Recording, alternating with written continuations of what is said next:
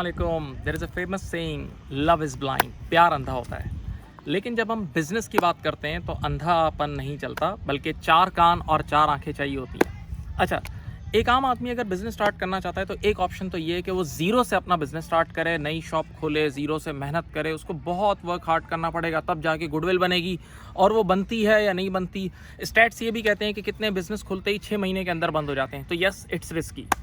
Second option, आप एक और काम भी कर सकते हैं कि आप एक चलता हुआ बिजनेस एक्वायर कर सकते हैं, रनिंग बिजनेस को खरीद सकते हैं। अब ज़रा गौर से सुनिएगा, जब आप एक रनिंग बिजनेस को खरीदेंगे तो ऑब्वियस सी बात है किसी और एग्जिस्टिंग ओनर से खरीदेंगे, तो मुमकिन है वो रनिंग बिजनेस किसी और के कंट्रोल में हो।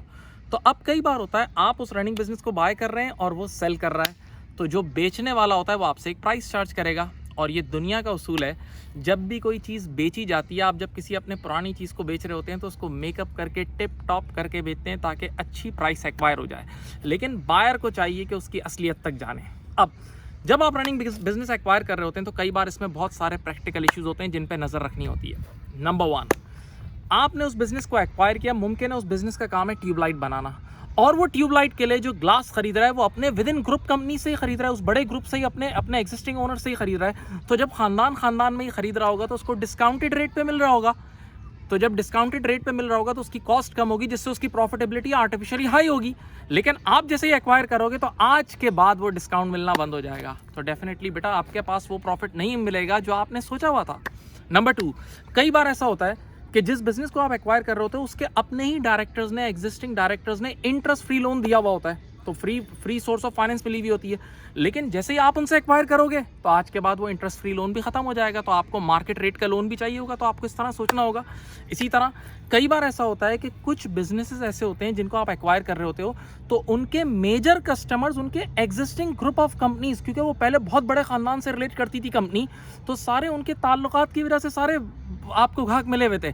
आपने जैसे ही एक्वायर किया वो सारे कस्टमर्स गायब हो जाएंगे। इसके आप एग्जांपल ले सकते हैं कि कई बार कुछ बड़े group of companies banks acquire करते हैं, और जब वो बैंक्स एक्वायर करते हैं ना तो वो अपने सारे ग्रुप ऑफ कंपनीज को ऑर्डर देते हैं, अपनी सारी कंपनीज को, यार चलो इसमें अपने मिलियंस ऑफ डॉलर्स के अकाउंट्स खुलवा लो, तो ऑटोमेटिकली वो बैंक चलना शुरू हो जाती है। लेकिन जैसे ही वो बैंक किसी और के हाथ में गई तो वो सारा कस्टमर बेस भी गायब हो जाता है। तो दिस इज़ वेरी डेंजरस। इसी तरह कुछ बिजनेसेस ऐसे होते हैं जिनको आप एक्वायर कर रहे होते हैं तो they are dependent on employees, like for example hospitals. कुछ हॉस्पिटल्स ऐसे हैं जो डॉक्टर्स पे डिपेंडेंट हैं, कुछ इंस्टीट्यूट्स ऐसे होते हैं जो टीचर्स पे डिपेंडेंट होते हैं। तो कई बार ऐसा होता है कि अंदर ही अंदर वो एम्प्लॉइज के अंदर खिचड़ी पक रही होती है, और आपने जैसे ही एक्वायर किया और वो एम्प्लॉइज भाग गए तो आप तो एकदम ज़मीन पे आ जाएंगे।